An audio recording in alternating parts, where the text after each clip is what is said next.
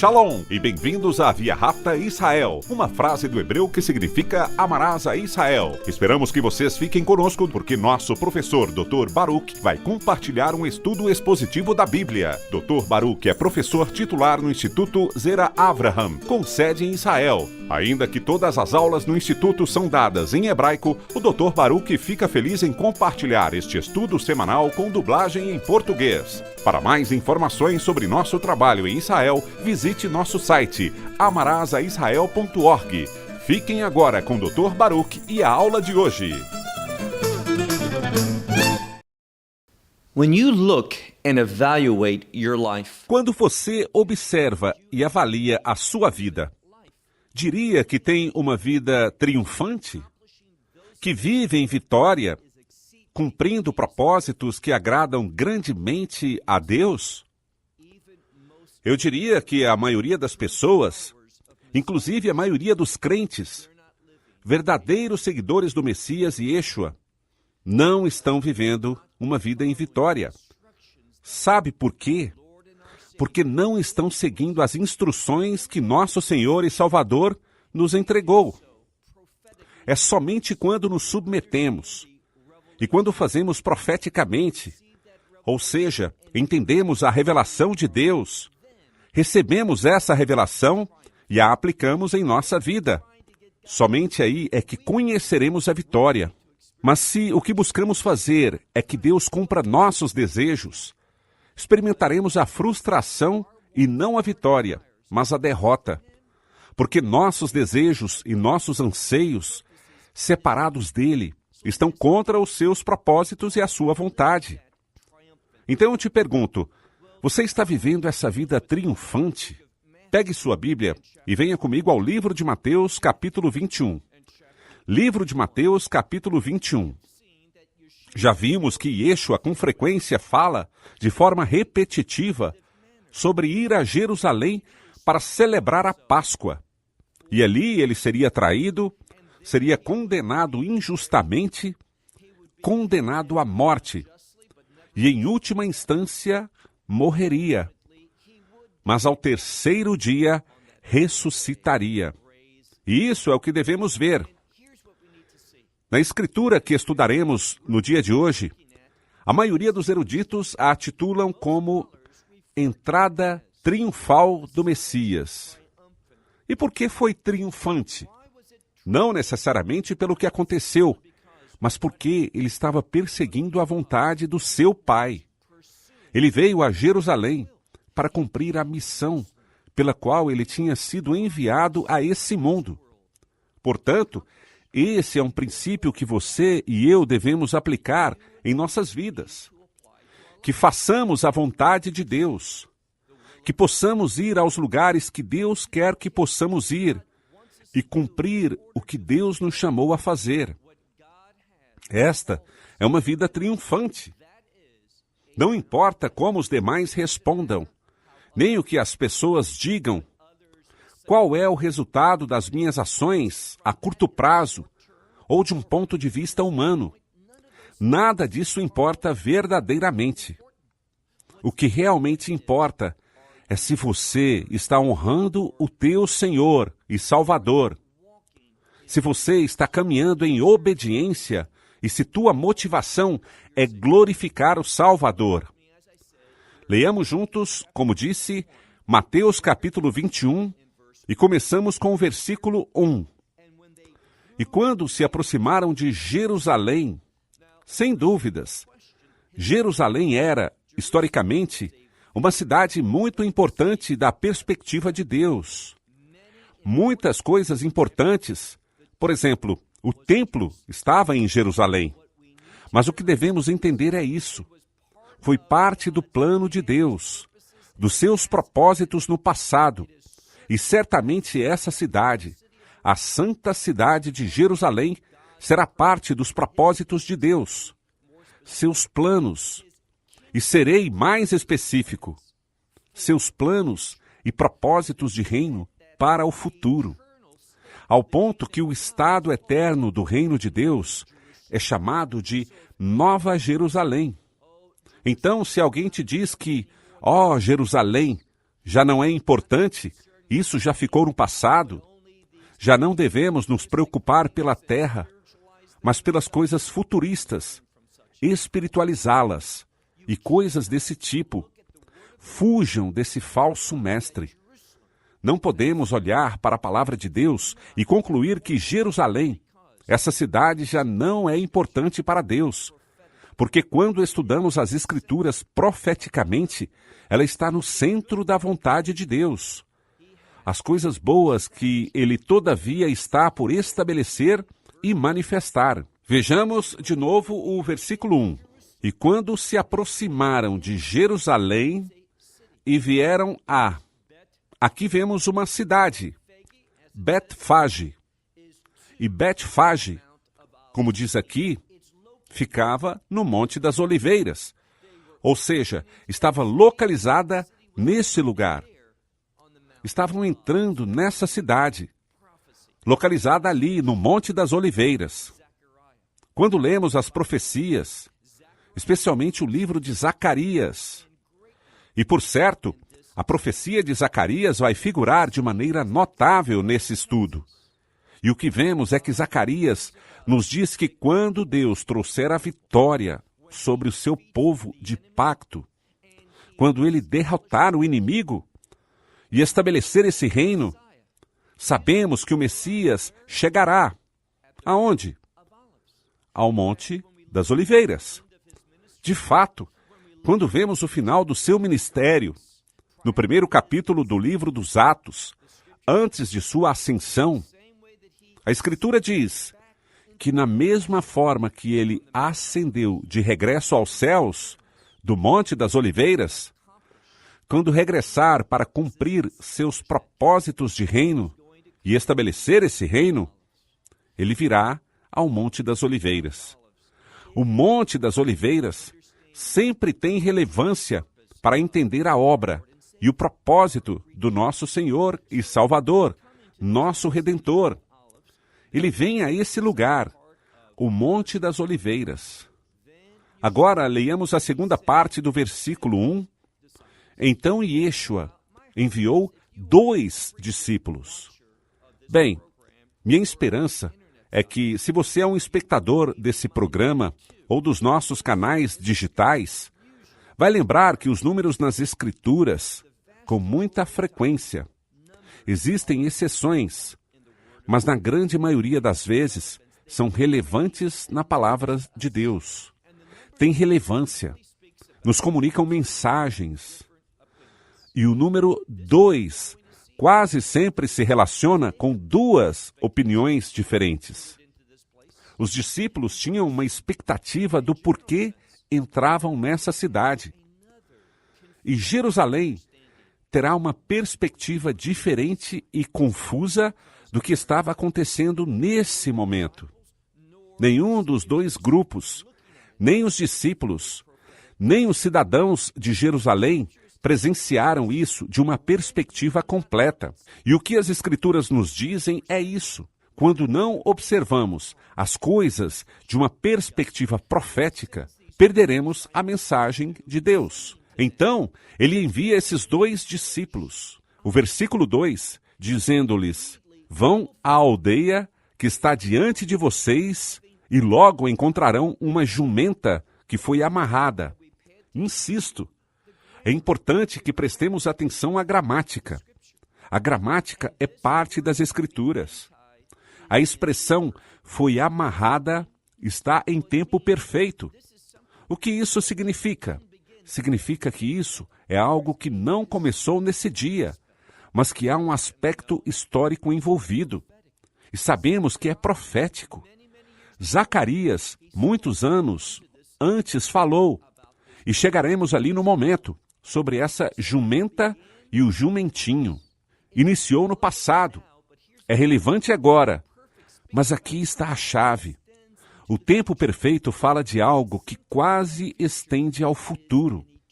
E às vezes esse futuro é eterno, ou seja, que tem implicações eternas. E isso é o que vemos aqui. Essa jumenta tem um propósito. Ela será usada por Deus para um propósito eterno. Então diz: encontrarão uma jumenta amarrada e um jumentinho com ela. Logo diz: depois de desatá-los, traga-os a mim. O versículo 3: e se alguém disser algo a vocês, digam-lhe, ou lhe respondam que o Senhor deles tem necessidade. Então notem, e em sua maioria, veremos que a Yeshua, Jesus de Nazaré, se lhe menciona geralmente pelo seu nome, mas nessa passagem em particular, veremos mais frequentemente o termo Senhor. E isso nos fala sobre sua autoridade. E ele veio aqui debaixo da autoridade do seu Pai Celestial. Quando podemos estar debaixo da autoridade e provisão de nosso Pai Celestial? Muito simples. Quando estamos caminhando em sua vontade. Quando nos preocupamos com seus propósitos. Então, ele diz: se alguém lhes disser algo, digam-lhe, respondam-lhe, que o Senhor. E logo a ordem das palavras é especial. A seguinte palavra é eles, em referência a essa jumenta e seu jumentinho, que ele precisa. E de imediato ele os enviará. Versículo 4. Lhes mencionei que, se vocês não exploraram as profecias, os livros da Escritura que são proféticos em sua natureza, não terão a visão correta para entender a maior parte do Novo Testamento. O Novo Testamento leva a profecia a uma dimensão maior. E vemos isso justo aqui. Versículo 4. E aqui vem uma palavra. Muitas das traduções modernas, por utilizarem um texto de menor qualidade, um texto que omite muitos dos versículos, que eu diria que são originais, são autênticos, foram escritos pelos autores reais. Mas nesse texto deficiente, Nestle Allen, muitos versículos, muitas palavras simplesmente sumiram, não aparecem ali. Aqui temos uma palavra muito importante, e é uma palavra para todo, algo em sua totalidade. E isso é o que o Messias veio fazer, a cumprir inteiramente, a cumprir totalmente a obra de Deus, para o que foi enviado a esse mundo. Então, isso, todo, teve lugar, insisto, teve lugar, aconteceu, como você quiser traduzi-lo. Mas o importante é, uma vez mais, o que passa aqui, essa palavra para suceder, acontecer, tomar lugar, também se encontra em tempo perfeito. E o que é o tempo perfeito? Nos fala de algo que começou no passado, segue sendo relevante hoje e seguirá assim no futuro. E isso tem uma implicação de reino. Tudo isso, direi isso novamente, tudo isso sucedeu, aconteceu. E isso é o que era importante para o Messias, para que a palavra do profeta, a palavra dita por meio do profeta, se cumprisse quando disse, versículo 5, digam-lhe, a filha de Sião. Às vezes, falamos a palavra filho, mas aqui vemos a palavra filha, no feminino.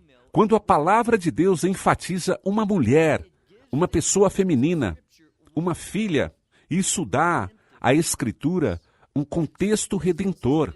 Isso nos diz, quando diz, ó filha de Sião, fala de algo que trará redenção a essa cidade, Jerusalém.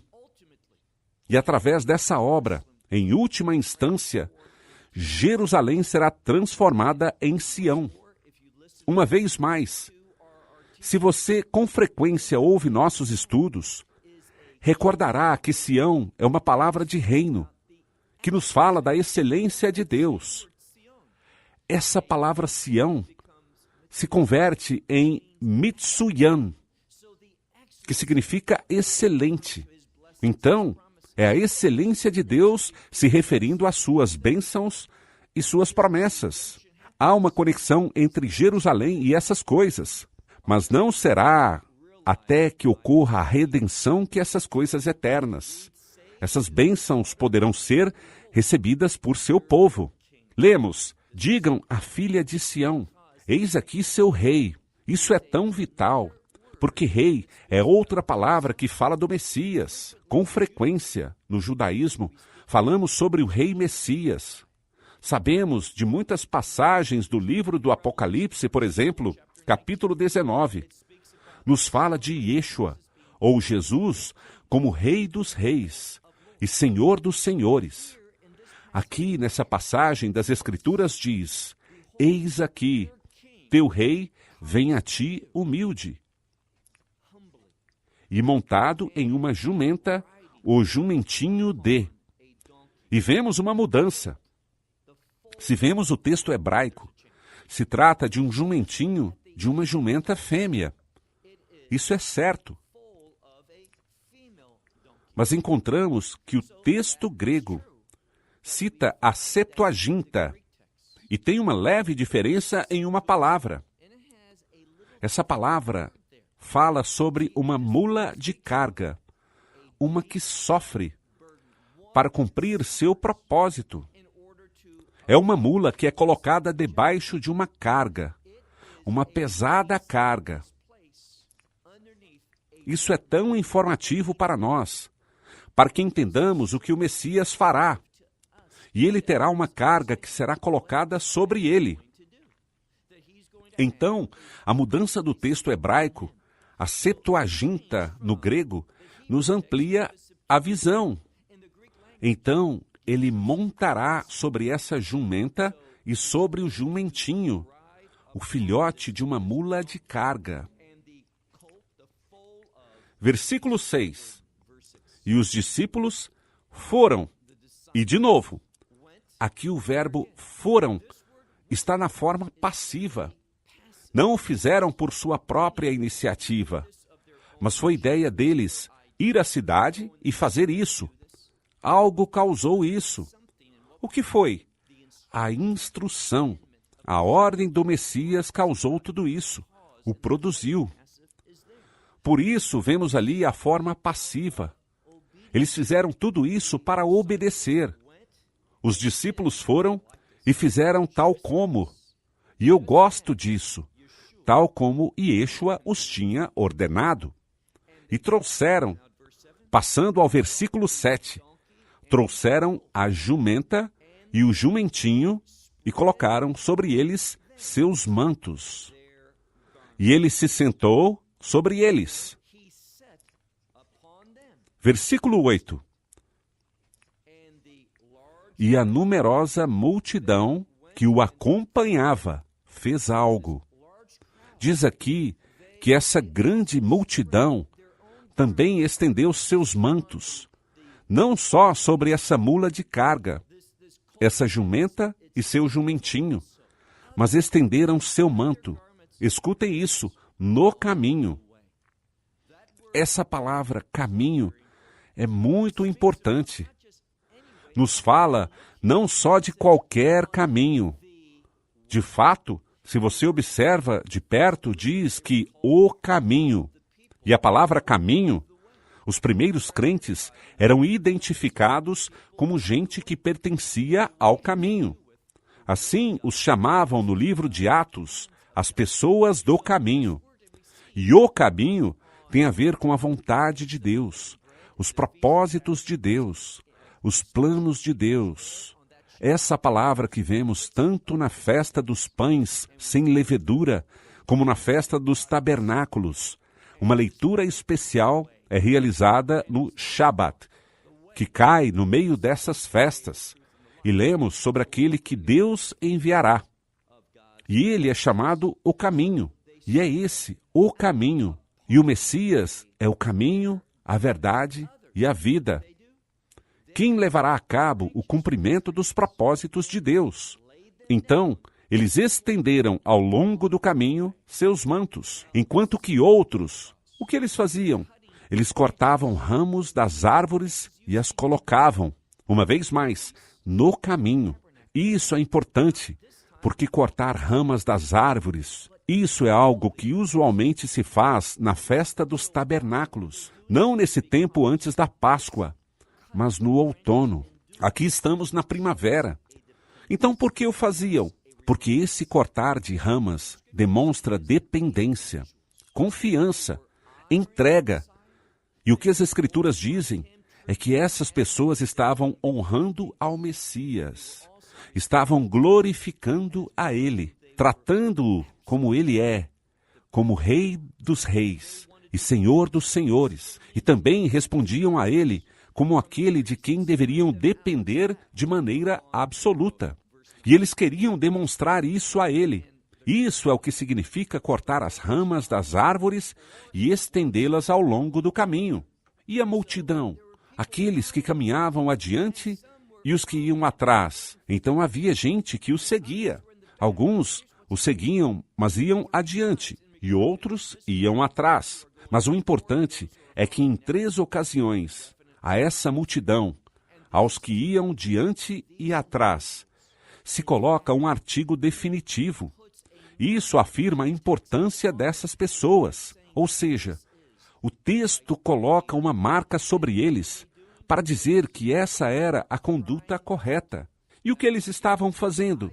Eles estavam gritando. Agora, insisto, temos que prestar atenção à gramática e vemos uma mudança. Não é o tempo normal de passado simples, mas é o tempo perfeito que também já vimos, mas também é o tempo imperfeito. E isso se mostra quando se usa o tempo imperfeito. Mostra ao leitor que deve antecipar uma mudança, que o que está passando agora já não, escutem bem, já não continuará. Haverá uma mudança. Bem, aqui vem ele a Jerusalém. Chamamos esse episódio, como lhes disse, de a entrada triunfal. Mas todo esse triunfo, essa honra, essa ação de lançar mantos e cortar ramas para compartilhar publicamente que confiam nele e descansam nele, isso se vê bem agora e é o correto, mas Jerusalém não seguirá com essa atitude. Veremos que haverá uma mudança, e essa mudança é que Jerusalém se voltará contra ele.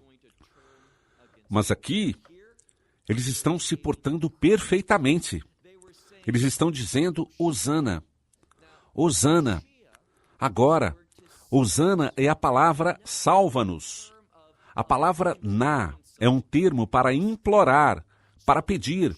Assim que Hosana na ao filho de Davi.